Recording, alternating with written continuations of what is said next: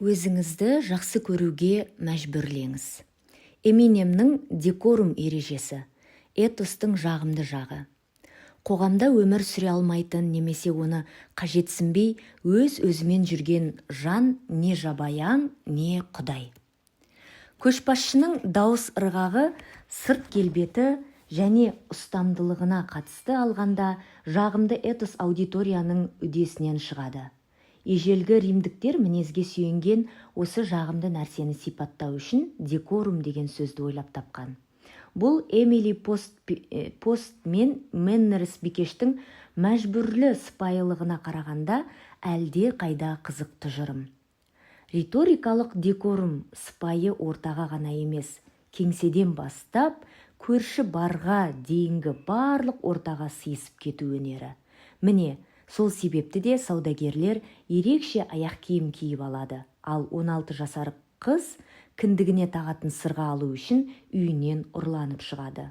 Ол өзіне ренжулі, әке-шешесі кірмейтін шағын тіршілік ету ортасынан орын тапқан. Шындығында латынның декорум сөзі сәйкес, қолайлы, лайық деген мағынаны білдіреді. Эволюциядағыдай пікірталаста да ортаға лайық, сәйкес келген адам тірі қалады. Үлкен болсын, кіші болсын, кез келген қоғамның балалар ойын алаңынан жиналыс залына дейін элитасы декорустың тіршілік иесі саналады. Декорум аудиторияға мен айтқандай және мен істегендей істеңдер дейді.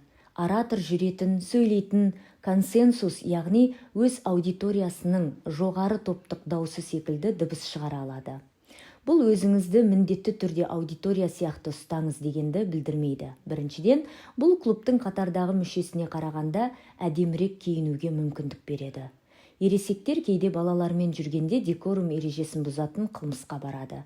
3 жасар баламен кішкентай бала секілді сөйлесу басқа ересектерге ғана ақмақтық сияқты көрінбейді. 3-тегі бала да мұны ақмақтыққа балайды. Сәндегі ең сұмдық қылмыс жасөспірім, балаңыз тәрізді киіну. 40-тан асқан біреудің басынан дорак немесе бұтынан қолпылдаған кең шалбар көрсем, оны атып тастап, балаларын қайғыдан құтқарғым келіп кетеді. Лайықты декорумды көрсету үшін аудитория күткендей ұстамдылық танытыңыз.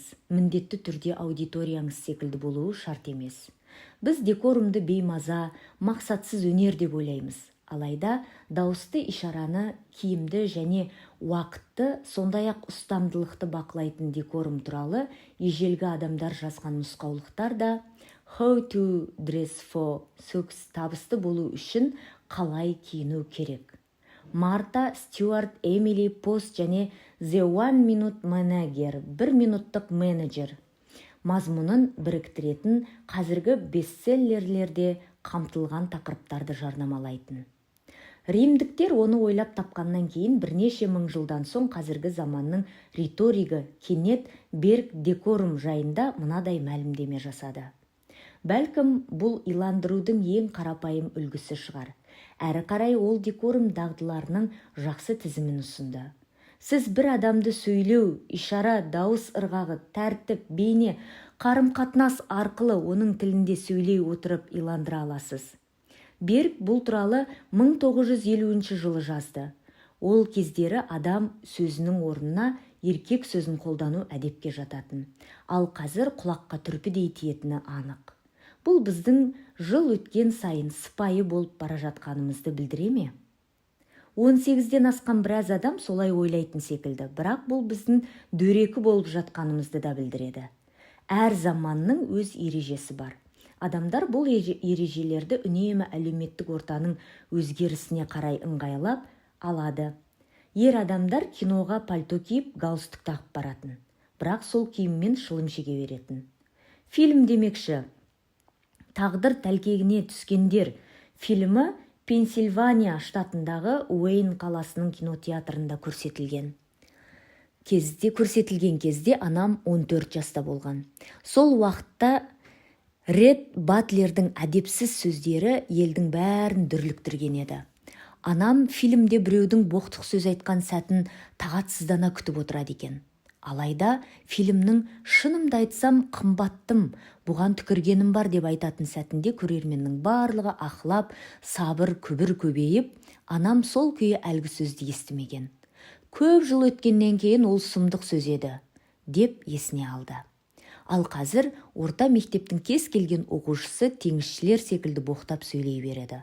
Анамның замандастарының керемет сыпайылығына тәнтімін. Екінші жағынан анам тағдыр тәлкегіне түскендерді балконда отырып көріпті. Ол үйінде аспазшы болған қара нәсілді қызметшімен бірге барған. Филадельфияның сырт жағының өзінде сонау 1939 жылы тағдыр тәлкегіне түскендер жауынгер оңтүстікті еске алған. Ал театрлар түсті жандарға жақсы жерге отыруға тыйым салған. Бір-бірімізге біртүрлі қарым-қатынас жасау мәнері деген не осы? Саяси әдепке шағымданатын адамдар бар. Бар болғаны әлеуметтік ортада міндетті түрде болатын өзгерістерге шағым жасайды. Әрине кейбіреулер жақсы әдет қалыптастырғанды жақсы көреді. Әр мәдениеттің декорумды дөрекілікке жеткізетін өз көксоққаны болады. Оң жақта ауыл арасындағы ауызекі әзілге қыртиып қалатын бір көксоққан, сол жақта Рождество құтты болсын дегеннің орнына мерекеңмен деп айтсам көзі аларып, талып қала жаздайтын бір көксоққан жүреді. Алайда мұнда жақсы әдеттен де артық нәрсе жатыр. Біз сендірудің маңызды құралы туралы айтып жатырмыз. Декорум аудиторияның ережесін сақтайды. Алда-жалда фундаменталистердің шіркеуіне тап болсаңыз, онда оларға мереке сөзінің этимологиясы жайында дәріс оқымайсыз. Жай ғана Рождество құтты болсын деп тілейсіз. Егер Айви Лигасы кампусындағы мұғалімдер жиналысына бара қалсаңыз, біреу түсті адам жайында айтса, көзіңізді алартпайсыз, ашуланбайсыз, тақуаларша монтиып қана отырасыз. Әрине, бірде-бір заң сізді әдепті болуға мәжбүрлемейді. Сөйлейтін радиодан қашық, колледж кампустерін әртүрлі жасаумен әрлендіріп жүрген бұл еркін ел. Қане, бәрін қас қалпында айтып беріңіз, алайда бір мезетте әдепсіз әрі иланымды бола алмайтыныңыз аян. Бұл екі түсінік бір-біріне жуымайды да. Келісім дәлелі ақиқат туралы емес, таңдау жайында иланымды декорумның өзгерістері аудиторияның ыңғайына қарай болады. Римде жүргенде римдіктер сияқты істеңіз. Ал Римнен басқа жерге барғанда римдіктер секілді әрекет етсеңіз, басыңыз бәлеге қалуы мүмкін. Декорум аудитория сенімінің арасында айырмашылық орнатып, содан шығып қалуы ықтимал. Кино тарихындағы декорумның ең әйгілі көріністерінің бірі Эминемнің жарты автобиографиясы 8 мильдің шарықтау шегін әсемдейді. Оны Детройт орталығында би-клубында өтетін хип-хоп орындаушылары, ораторлар десеңіз де өз еркіңіз, бір-біріне кезекпен тіл тигізетін жарысқа қатысуға үгіттейді. Көрермен жеңімпазды қол шапалақтау арқылы таңдайды. Ақыр соңында жарыста 2 адам қалады. Эминем және қабағы тұжыраңқы қара нәсілді жігіт. Бірақ дәл Эминем секілді тұнжырап тұрған жоқ, ешкім дәл сол секілді тұнжырай алмас. Эминем соған сай киініп алған, біртүрлі тақия, қолпылдаған далақпандай киім, ілуге болатын жердің бәріне салпыншақ. Егер ол Кери Гранттың костюмімен шықса, сіз де біз де сүйсінер едік. Алайда би-клубында топқа оның жабайы әдепсіздігі ұнайды. Қысқасы, киім оның декорум проблемасының ең кішкентайы. Бөлмедегі жалғыз ақ нәсілді сол ғана, қалғаны қара нәсілді жігіттер. Соған қарамастан Эминем кішкентай ғана жағымсыз құпияны ашып, қарсыласын ойсырата жеңеді. Бұл бұзақы болуы мүмкін адам дайындық мектебіне барыпты. Байғұс жігіттің барлық хип-хоп мәнері мағынасыз болып шықты. Себебі аудитория оны өтірікке балап тұр. Тілі ащы декорум шебері Эминем өзінің қара нәсілді қарсыласына қарағанда қала халқына керемет үйлесе кетті. Мен құлдиладым ба? Цицерон айтпақшы, бір иландырушыны сенімді етіп көрсететін декорум тіпті дәл сол адамдардың алдында басқа біреу қолданса, оны сенімді етіп көрсетпеуі ықтимал. Пікірталасты бастамас бұрын өзіңізден олар не күтеді деп сұраңыз. Бұл әзіл емес. Адамдарды қазіргі ойынан айныту үшін олар өздерін сіздің жаныңызда жайлы сезінетіндей етіп жағдай жасағаныңыз жөн. Бұл тек айтуға оңай. Солтүстік Каролина штатындағы Гринсборо қаласында жұмыс істеп жүргенде кетшей деген үлкен қара жазуы бар кофе ішетін саптаяқты өзіммен бірге алып жүретінмін. Нью-Йорктегі адамдарға бұл ұнайтын, бірақ Гринсборода ол ерекше ықыласқа бөлене алмады. Кездесуге келе жатқан клиенттеріме өзім ишарат етпейінше ешкім еш нәрсе демейтін. Бағымызға орай бұл оларға қызық көрініпті. Алайда бастығым саптаяқты өзгертіңіз деп бұйырды. Колледжді аяқтай салып жұмысқа алған бастапқы деңгейдегі редакторымның бамперіндегі жазу да соншалықты көңілді болмаған. Жапсырма сенің мәртебелі студентің дегенді терістей отырып, жергілікті рок топты жарнамалайтын. Кейбір қызметкерлер оған шағым айтты. Мен жас қызға бампердегі жазуды алып тастаңыз деп ат үсті ескерту жасағанымда оның жауабына қатты таңғалдым. Жаңа редактор, мен олардың осыған шағым айтқанына сене алар емеспін. Мен, иә білемін, бірақ сіздің оңтүстікте тұрғаныңызға біраз жыл болды ғой. Бұл жердің мәдениетін менен жақсы білесіз. Жаңа редактор, бұл сөз еркіндігі мәселесі. Мен, жоға, шын мәнінде бұл. Жаңа редактор, көлігіме не қоямын десем де құқым бар. Мен, оныңыз рас. Жаңа редактор, мазасызданып, дұрыс. Мен, алайда мұндағы адамдармен тіл табыса алмасаңыз, компанияның сізді жұмыстан шығаруға құқы бар. Көліктің қожайыны өзіңіз болғаныңызбен, оның қожайыны жұмысыңыз. Ол қыз сол күйі жапсырманы алмады. Әуреге де түспеді. Дәл сол күні біреу жапсырманы алып тастапты. Өз декорумыңызды өзіңіз қаласаңыз да, ахуалға қарай бейімдеу үнемі оңай бола бермейді. Бойдақ кезімде Вашингтонда тұрдым. Сол кезде інім сәлем беріп келіп тұратын. Бір күні кешкісін Джорджтаунда, Вашингтонның түнгі өмір орталығында біз бірнеше барға кіру үшін М көшесіне кесіп өттік. Сол кезде солыңқырап қалған раушан гүлдерін сатып жүрген Харе Кришна жанымызға келді. Джон біреуін сатып алды да бірінші кездескен әдемі әйелге ала ғой сұлуым деп ұсынды. Ала ғой сұлуым, ол не, өзін Дин Мартинмін деп ойлап қалды ма? Джонды шапалақпен шарт еткізудің орнына әлгі әйел «О, рахмет» деді. Ол тіпті інімді сүйіп алғысы келгендей болды. Бірақ құрбысы оны көше жаққа сүйрелей жөнелді. Мен Джонға таңырқай қарап қалдым. Джон, не? Мен, сен мұны қалай істедің? Джон, нені айтасың? Қызға гүл бергенді ме? Мен, оны сұлуым дедің ғой. Джон, иә, сүйкімді екен. Бәлкім ол бір нәрсені түсінген болар. Осында тұра тұршы дедім де, көшенің келесі бетіне өтіп, Харе Кришнадан бір тал раушан сатып алдым.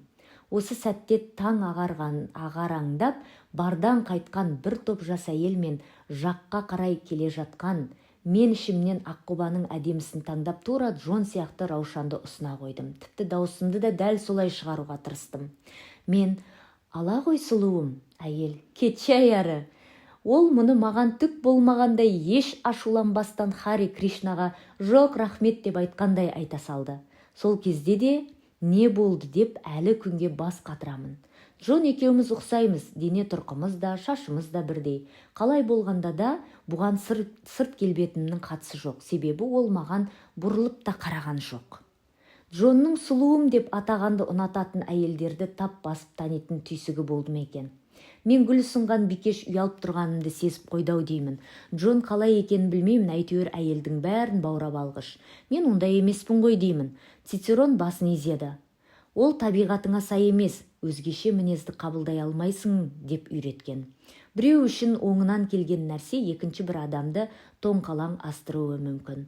Шын мәнінде, деді Цицерон, мінездің осындай алуандығында үлкен мән мағына бар. Бір адам үшін өзін-өзі өлтіру борыш болса, басқа адам үшін дәл сондай ахуалда қылмыс болуы ықтимал. Өз атыңыздан сөйлеңіз. Ц мырза, бірақ әйтеуір не екенін түсіндік қой. Декорум сәйкес болу өнері, ал сіздің шынайы тұлғаңызға сәйкес келмейтін этос әдетте әдепсіздік болады. Адамдар соны қағып алғышақ. Кенгуру капитанның сәнді кеңесі. Римдіктер тоги киетін. Сол себепті Цицерон бізге қалай әдепті киіну туралы пайдалы кеңестерді аз айтқан. Бірақ декорумның эмпирикалық ережесі киімге де, басқа нәрселерге де қатысты аудитория сізді қалай көргісі келеді деп ойлайсыз. Солай көріну. Егер күмәніңіз болса, камуфляж қолданыңыз. Аудиторияның орташа мүшесі секілді киініңіз. Кеңседегілер әдетте қара түсті киім кие бере ме? Қара киініңіз. Сіз өз дәрежеңізден азырақ жоғары, мысалы, жұма күндері пиджак киіп дегендей, бірақ тым жоғары емес. Жұма күні галстук тағып алсаңыз, кеңседегілердің бәріне ақымақ көрінерсіз. Киінгіңіз келеді, ал жұртты иландыруға тырысып жатқан жағдаятта болсаңыз, аудитория келіспесе, көзге түсу үшін киімді қолданбаңыз. Камуфляж, галстук адамдар жануарлармен этикалық қарым-қатынас жасауы керек. Америкалық жануарлар құқын қорғау ұйымы кеңсесі үшін сәнді аксессуар шығар, алайда рета адамдарына әдепсіздігіңіз ұнамауы мүмкін. Шынымды айтсам, мен сәнге қатысты керемет ақыл айтатындардың қатарынан емеспін. Бірде жұмыс кезінде бизнес басшыларының, әріптес редакторлардың алдында сөз сөйлеуім керек болып қалды. Сол кезге дейін шибарқыт костюм ерлердің сәні деп ойлап келіппін. Содан кейін Гемпширдегі ең жақсы ерлер киімін сататын, қалтам көтеретін бір дүкенге бардым да, мен кездесетін бизнесмендер сияқты ұқыпты киініп алған сатушыға өзімді таныстырдым. Оған өзіме 2 күндік сапарға жететін киім алғым келетінін айттым. Кездесетін адамдарым өте табысты, қызметтегі жандар. Үстіме не киерімді білмеймін. Әлгі Джо дегеніңіз дзен шеберінің даналығын меңгерген екен. Ол маған қымбат киінген жігіттерді іздеңіз деді. Тура солар киген аяқ киімді сатып алу үшін емес, әрине. Оны қалтамда көтермес еді. Олардың киген костюмін де сатып ала алмас едім. Бірақ ол маған солар киген жейде мен галстуктың түсі мен өрнегін пайдалануыңызға болады деді.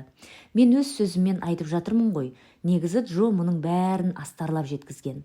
Джо, керемет аяқ киімі бар жігітті табыңыз. Бірақ ондай аяқ киім сатып алмаңыз. Сондай түстісін сатып алыңыз. Әр ер адамның Джо секілді киім таңдап берушісі болуы керек.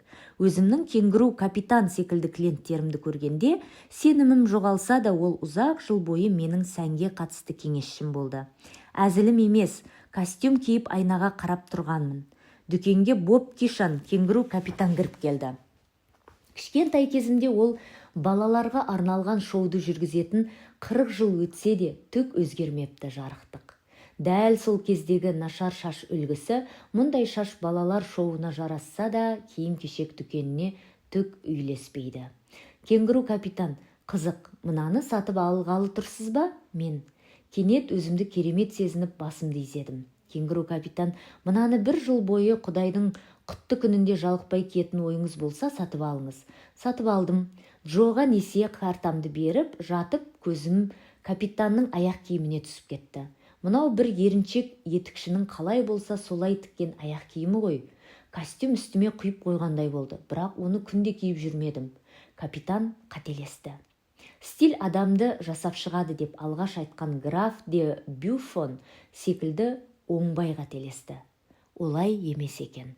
Стиль жағдайды жасап шығады. Ауғанстандағы баскетбол декорумы. Қалай киіну керегін білуден бөлек, әдепті иландырушы өз тілін нақты жағдайға қалай бейімдеу керегін білуі қажет. Бұл бизнесте ерекше маңызды. PowerPoint презентациясына нәзік талғам стилі керек. Себебі баяндамашы оның әртүрлі нұсқасын әртүрлі аудиторияға таныстыруы мүмкін. Біріншіден, баяндамашы қыз презентацияны жиналыс үстелінің шетінде отырып, егер бұл жүзеге аспай қалса, бітті, құримыз, немесе бұл мәселеде бухгалтерия бізді қолдауға тиіс дегендей әңгіме айтып, бөлім басшысына түсіндіріп бере алады. Әрі қарай презентацияны вице-президенттің алдында жасауы керек. Аузынан 1-2 дөрекі алдын ала ойластырмаған сөздер шығып кетсе де, бұл кезде үстелдің шетіне жайғасып отыра алмайды. Үстелдің арғы жағына отырып, экранға бұрылып, қашықтан басқару пультін қоспай тұрып, бастығына тура қарайды. Ал бас директордың алдына келгенде ең әдемі костюмін киіп, түрегеп тұрады және бастықтың BlackBerry деген хабарламаларын тексеріп, презентацияның қағаз нұсқасын парақтап отырғанын көрсе де көрмегендей сөйлей береді. Әр жағдайда баяндамашы қыз өзін азалдағы адамдар күткендей ұстайды. Тура аудиториядағылардай болуы міндетті емес. Егер баяндамашы өзін бас директор секілді дөрекі ұстаса, көзді ашып жұмғанша жұмысынан айырылар еді. Осындай бейімделуді саясатта да қолдану табиғи нәрсе. Жақсы саясаткер белгілі бір аудиторияның болжаған нәрсесіне сәйкес келу үшін тілін, мінез-құлқын, тіпті киімін өзгертеді. Алайда саясаттағы декорум бизнестегіге қарағанда әккілеу. Басшының шынымен жеке өмірі болуы мүмкін. Ал саясатта саясаткердің өмірі де саяси іске айналып кетеді. Қоғам құрама штаттардың президенті хатшымен әмпей-жәмпей болады деп күтпейді. Осы уақытқа дейін тіпті ажырасудың өзі шуға айналып кететін. Сенатор Боб Паквуд саясатқа байланысты жеке өмірінде мансап жолын күйретіп кеткен декорум апатынан ащы сабақ алды.